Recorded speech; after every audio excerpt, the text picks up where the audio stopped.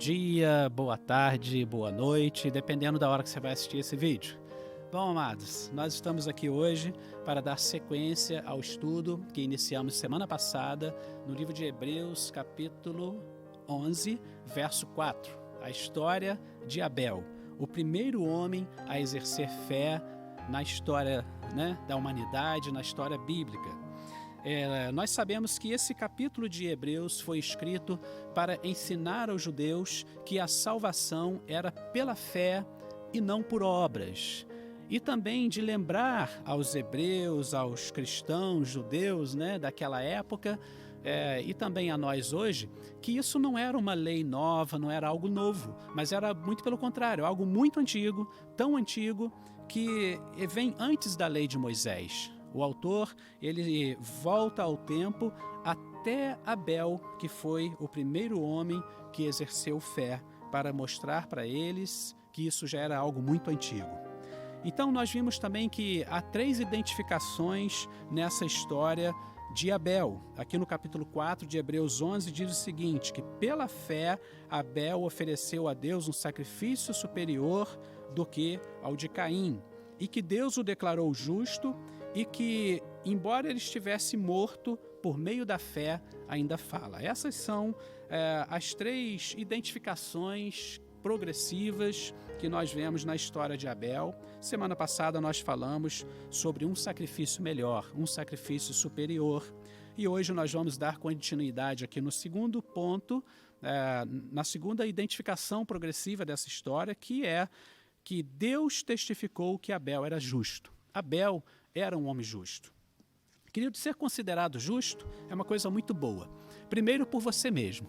Quando você tem a convicção de que você é justo, que você está justificado, isso traz uma leveza de consciência.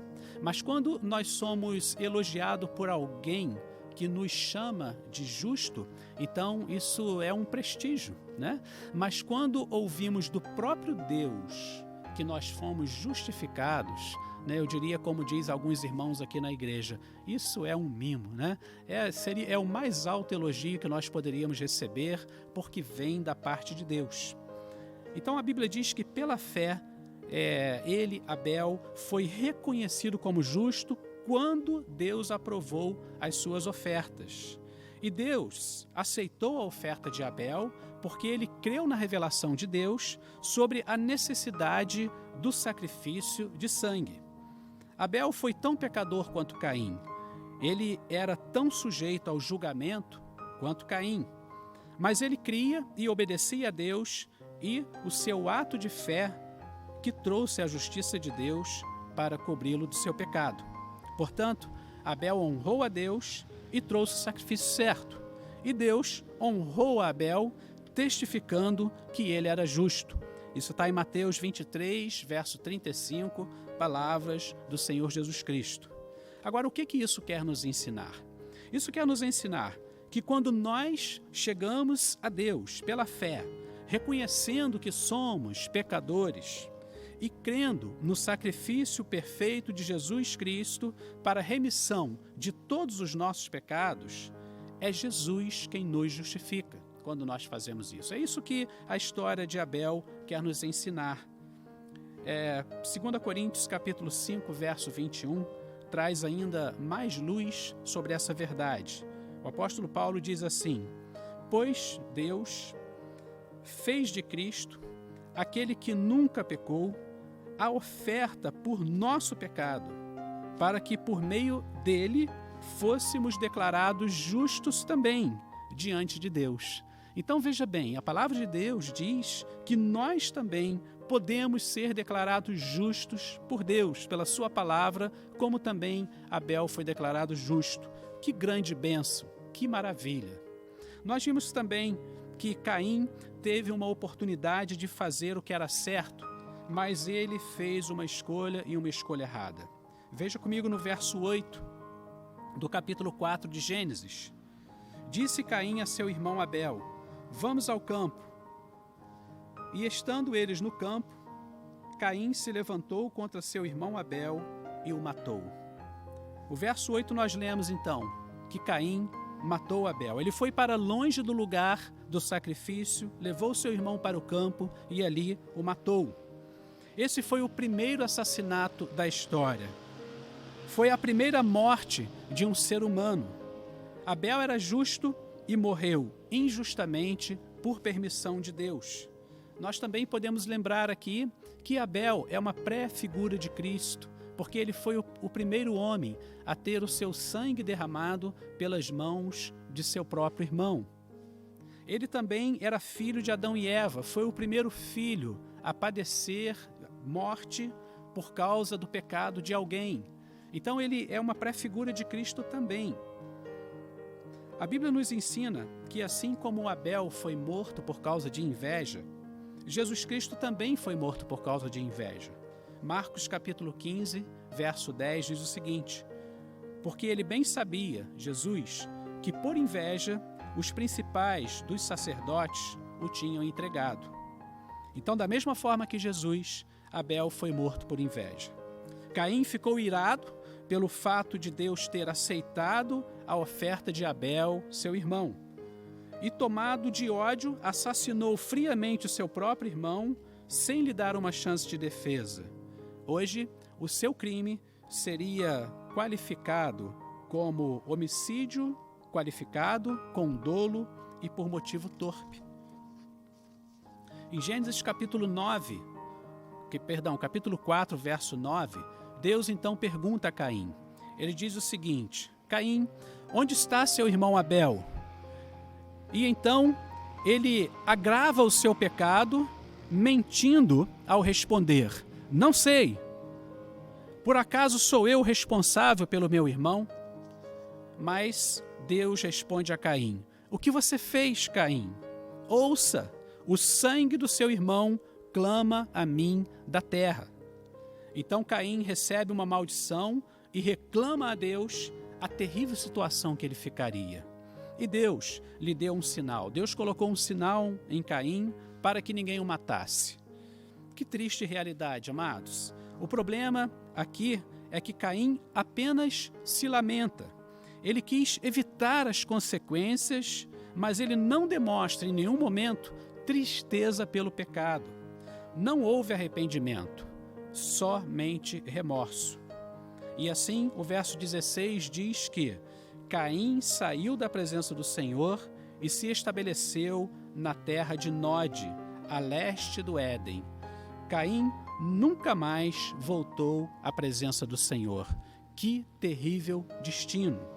Assim é o homem que não se arrepende de seus pecados e seus erros. Ele foge da presença do Senhor, ele foge da sua própria consciência e ele vive errante por toda a sua vida, porque não existe um outro meio pelo qual importa que sejamos salvos. Agora, a terceira e última identificação progressiva na história de Caim, relatada em Hebreus, capítulo 11, verso 4, é que através da fé, embora morto, ainda fala. Irmãos, esse é um princípio muito poderoso. Embora esteja morto, por meio da fé ainda fala. Caim, ele pensou que silenciou o seu irmão, mas não foi isso que aconteceu. O sangue do seu irmão estava falando com Deus. O sangue de Abel estava chorando a Deus por justiça. E o que Abel fala? Em que sentido Abel ainda fala? Ele nos fala sobre a necessidade que temos da fé de crer em Deus. Ele é um pregador do valor, da necessidade e da excelência da fé. E então o sangue de Abel fala com todos os homens o seguinte: se você quer vir a Deus, você precisa vir pela fé em sua palavra e pela obediência ao que ele pede, e não por suas próprias obras. Essa é a mensagem da fé, essa é a mensagem de Abel. Portanto, se nos arrependermos, se corrigirmos os nossos caminhos, se fizermos o que é certo aos olhos do Senhor, nossos pecados serão perdoados e a nossa oferta será aceita. Porém, temos que ter cuidados e sermos vigilantes, porque o pecado constantemente nos ameaça para nos dominar. E quando ele diz que mesmo depois de morto ainda fala, Isso significa que aquilo que provém de fé não morre, continua a nossa posteridade. E aqui, meus amados, eu queria encerrar esse estudo com uma pequena conclusão. Abel foi o primeiro pastor de ovelhas, o primeiro a oferecer sacrifício de animais no culto a Deus e foi o primeiro homem justo e também o primeiro mártir. A sua morte foi a primeira em consequência do pecado de seus pais.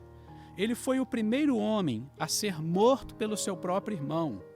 Ele foi o primeiro a entrar para a galeria dos mártires por causa da sua fé e também o primeiro a ter o seu nome registrado na galeria dos heróis da fé, Hebreus 11:4. Nós aprendemos então de Hebreus 11, através da vida de Abel, que a salvação, a justificação é pela fé e não por obras. E é isso que nós precisamos e isso deve ser o suficiente. Então, eu gostaria de deixar para você agora aqui algumas perguntas para o seu compartilhar em grupo, no grupo familiar, na célula de jovens ou na célula de casais, conforme o caso, sobre a supervisão e participação do seu líder. E a pergunta é a seguinte: você tem convicção da sua justificação em Jesus Cristo e através dele, no que ele fez por você na cruz do Calvário? Ou você acha que é justificado pelos seus méritos e pelas suas obras? Eu sei que a resposta parece um pouco eu sei que a resposta parece um pouco óbvia, mas eu gostaria que você pensasse na prática. Quando você comete erros, você se justifica com suas próprias obras e méritos e prestígio, ou você se justifica na cruz de Cristo arrependendo de seus pecados? E a segunda pergunta, vou primeiro fazer uma afirmação. Abel fala depois de morto por causa da sua fé. Então o que provém da fé não morre. O que você está deixando para a sua posteridade vai morrer com você? Ou fará diferença depois? Então que Deus abençoe o seu compartilhar em grupo e que esse compartilhar ele sirva para solidificar, internalizar o aprendizado desse estudo. E nós sabemos que a palavra de Deus é uma semente. A semente descansa na terra, no bom solo, que é o coração, e ela por si só germina.